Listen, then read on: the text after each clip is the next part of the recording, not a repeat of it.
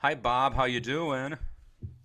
Doing fine, Don. How are you? Good to see you. So thanks for being on the Bandmasters podcast Sidenote series. And the reason I have Bob on today is because Bob gets things done. That's why Bob is on. So Bob, you did a presentation recently on the Getting Things Done method, which is a book written by David Allen. And I actually read that book a year or two ago and thought about it a lot, put a few things into place, but didn't keep up with it. And then you did your presentation. I was at a point in my life where I'm like, I really need to just take control of my tasks. Contacted you, bought the book, and today was Friday, so today was my weekly review that I got done as per this system. Shared it with a few of my students, and it's definitely been a system. It doesn't reduce my workload so much, but it does reduce the stress and it helps me manage my workload and it helps me figure out where I'm supposed to be. So, Mhm. Bob, could you help us out here and maybe give us a little synopsis of the Getting Things Done system in your words? Sure. Well, thanks again for having me on, Don. I'm much Absolutely. appreciated. I'm glad you found some value in it. And yeah, that Midwest presentation was in December, and I think given the times that we're in now, it feels like it was much longer than that. I came across the system probably in about 2016, right around the time that we had our first child, and I just kind of figured that the way that I've been working up to that point had to change if I wanted to first and foremost be a good father and a good husband, but also give my students at my program the same type of education that I've been trying to get them before then. So I kind of stumbled on that book. I can't even remember honestly what got me into it. I think I had started doing something and then found out it was through this GTD, that's the abbreviation for getting things done method. And then I really started to dig into it. And I remember even going through parts of it while I was up early in the morning on the early morning shift with our newborn daughter. And it's interesting that this is coming full circle because we were talking before this. Our second child is due on Monday. So I started our first child kind of with this system, and I've been keeping doing it all the way through it. At the very basis of getting things done, the way that I think kind of summarizes as best as I can is it's about appropriate engagement with your world. I think we as music teachers, band directors know we are some of the busiest people out there, and we're always trying to do something better. You always want to do something different, or you think about a concert you had, like how could I have done this differently or better? It seems like it's never ending. But when you really get into that mindset, it can cause a lot of stress because you just kind of you end up being the hamster in the wheel and you never stop spinning. And it takes away from those moments when you should be engaged in a different way. So if I'm sitting down to dinner with my family, I really don't want to be thinking about work at that point. I've got the time allotted to do that.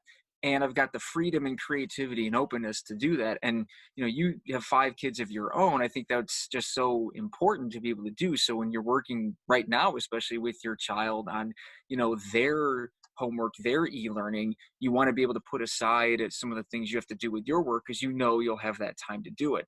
And the way to really do that, it seems almost trivial and simplistic, is just to write stuff down. It's just to start with that first stage that David Allen calls the capture stage. It's really, if it's in your head's not a great place to have it. So write it down somewhere. You don't even have to act on it in that moment. You just have to get it out of your headspace. And so I guess a lot of people kind of almost poke fun at me for doing this, but I have the notepad still that I use that I gave out at the presentation. But that's my way of doing it. For one thing, if I'm with family and an idea comes up, I can just jot a quick note down to myself and then put it away. I can use the notes section on my phone, but then it looks like I'm pulling my phone out when someone's having a conversation. I just don't like kind of the way that looks. That's just a personal thing that I decide. But it kind of starts with that. And then once you've gotten some of those ideas out of your head, then you start to kind of process and organize those and say, okay, what's the desired outcome for this? And what's the very next physical action I can take to do this? Right now, being at home more, there's more home projects that are kind of staring at me more than would normally be staring at me from a normal work day. So, there's a we have a large tree in our backyard, and I was looking at that the other day. It's like, we should probably look into a trimming of that at some point pretty soon. And I just really hadn't even noticed that very often. So that becomes a project that I can act on. What's the next physical action I can take on that? Who do I call, or do I put something on Nextdoor? It's like, hey, I'm looking for a tree trimmer in the area. Any recommendations? And so now all of a sudden, these things that would stay in my head don't seem so overwhelming. Well, and that's a great thing to think about, which is you said it's very, very simple, but it's very effective. Mhm. And you have your notepad. And one of the things, when I told you I engaged with this system maybe a couple of years ago, but never felt follow through with it. The one thing that I always did follow through with was, and I would tell my band kids this, is that, quoting David Allen, the brain is for creating Mhm. and not for remembering. Mhm. And I think, at least for me, what happened was that I had this hurricane of thoughts going on. But no matter what I thought of myself, I'm like, I can't remember more than three or four things at once. And how many things as a band director, as a teacher, as a husband, as a father, a spouse, father, anybody, or as a music student, how many things do you have to remember in a given day? Right. It's insane. So then the other part of it that later on, after I talked with you, that I really got going in on was the next action. Mhm. And that's an incredibly powerful thing. So would you mind going into maybe a little bit more example of what a next action is, and tell us, even if it's very silly about it, but like, how specific do you need to get with the next action on a specific project? And if you want, I can maybe give you an example of some projects to prompt you. Sure. So I think David Allen would define next action as that very next physical thing you can do to get something moving on it. And he defines projects as really just a series of actions you have to take to complete them. So even I kind of thought, as music teachers, like a concert would be a project that we would take on. And every concert we have has a next action associated with it. And it may not be like this note at this time, but it's more like the program for it. You could even say the program is a project, almost a sub project in that sense. So the program has a desired outcome. And maybe that's something that you can delegate to somebody else. Maybe you have somebody in your school, or maybe it's something that the students do, that they create the program. But that could be considered our next action.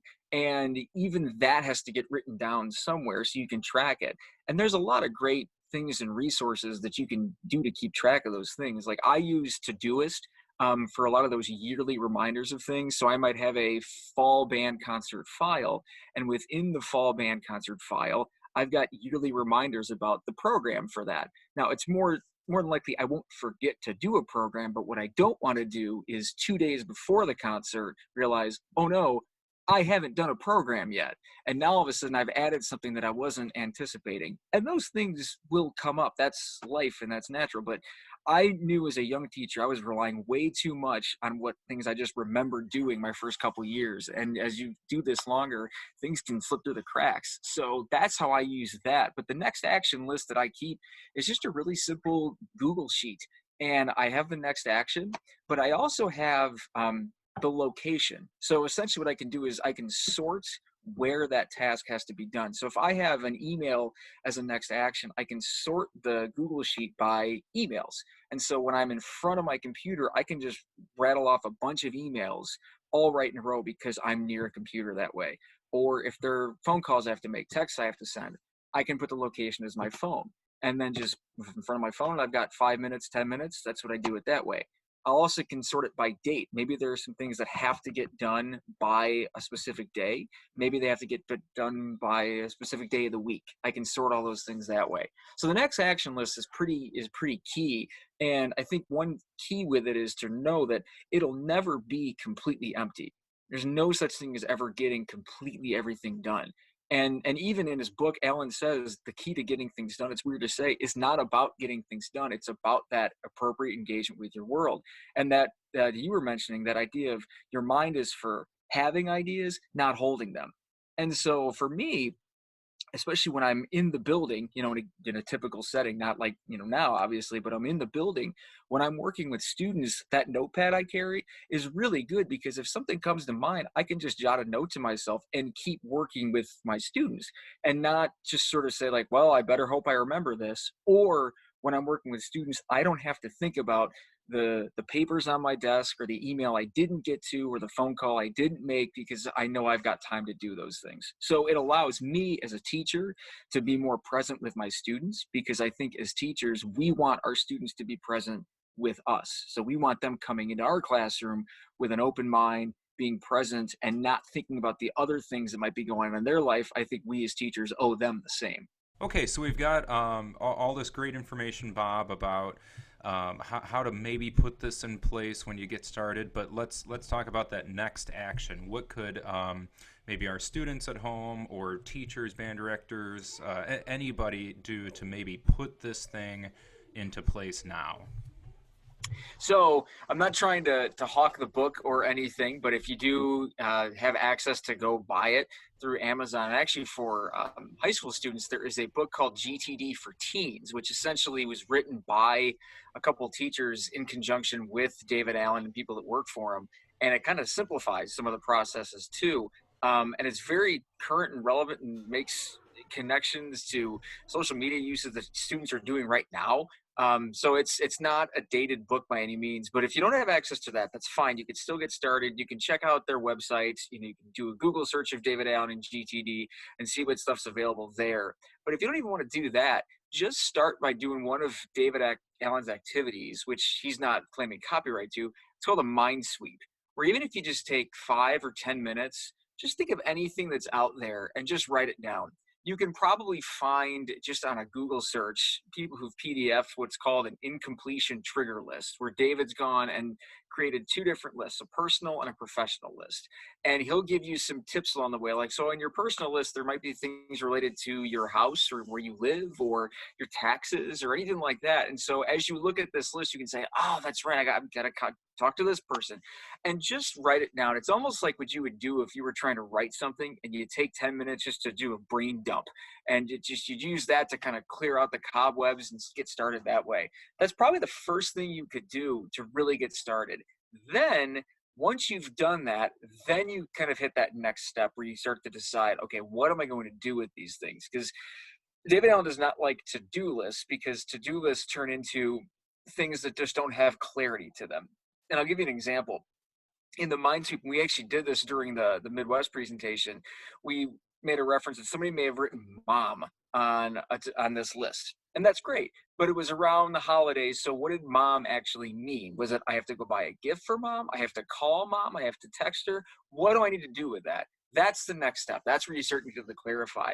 But really, once you start doing those couple things, you're going to find you're going to have a lot more mental space. You're going to have more clarity. And I think the key point of all of this is you're going to have more sort of creativity, more creative ideas come to you because your brain's not going to be overloaded with some of those things that have been kind of gnawing at you for a while. So really, to sum it all up, just start by writing stuff down. If you have 10 minutes, I mean, we're all home right now. So if you have 10 minutes and can find some time to be quiet or listen to something, whatever, just start writing stuff down of things that come to your head and go from there. You don't have to do everything that you write down either. It's fine to throw things away. It's fine to say no to things. Couple of things I've discovered through doing this is I don't do everything now, and I'm not promoting this because I want people to go and do all kinds of stuff. No, it's a freedom to it. So I can watch, whatever's on Disney Plus with my wife and daughter and feel fine doing it because the other things aren't creeping up because I know I've got a place for them. So if you're a golfer, when we go back to golf being a socially acceptable thing, whenever that is, you can go out and play and spend 4 or 5 hours out in the course and not feel as bad, to do that. You're not using it as an escape from your work. You're using it because you deserve the time to yourself. So it's not a way to try to make more work for yourself. It's a way to balance the work so that when you're doing the things you really love to do, you're fully engaged in those things too. Well, great. And is there, I talked about apps maybe. I mean, my understanding with this system is there's not maybe a perfect way to do it, but you can find a way to Mm-hmm. do it and just stick with that way. So What are your thoughts on that as we close up? Yeah, there's a lot of apps out there that use components of the system. The GTD company itself hasn't come up with an app that they like sort of use on their own. They're trying it. Actually, I wouldn't be surprised within a couple of years if they do have it. I use Todoist, which is a task management system. It's a task management app that you can use on any device. Also, you can use with a laptop or anything like that. That incorporates a lot of the same types of things. But you can use it through Google. You can use it through, I know a lot of people have used Google Tasks or Keep or whatever system honestly works for you. Work can work. Like I had an app I used for a while. It was called Brain Toss, and it was essentially the same idea. Where if I wanted to take a note down on my phone, what Brain Toss would do is then you could program it to send directly to your inbox in whatever email you wanted it to. So it was just one step into the other that way. I've known people who've used Wunderlist. I've known people that have used Evernote and all kinds of different planners and things that are out there. And Alan kind of just says whatever works for you works for you. When he created this system, there were barely computers. I mean, the PC was barely a thing when he started doing this. So he's very used to using pen and paper for a lot of this stuff. So, and I still use a lot of those elements too. But the primary app I use is Todoist. Well, fantastic. Well, Bob, thank you so much. I hope this is going to help some people and they put this system into place. And like I said, I certainly am grateful for the time you took with me earlier this year. It has certainly helped me to get things in order a little bit and, as you said, be engaged in the task that I'm supposed to be engaged in at that point. Well, Don, thank you so much for having me. This is a great thing you're doing, not just for teachers and band directors, but for anyone who wants to listen to it. So we appreciate it. All your content has been great, and yeah, looking forward to what you continue to do with it. So congrats to you on not only doing this, but you've got your family that you balance. So it's very impressive. So keep up the great work that you're doing. Thanks, Bob.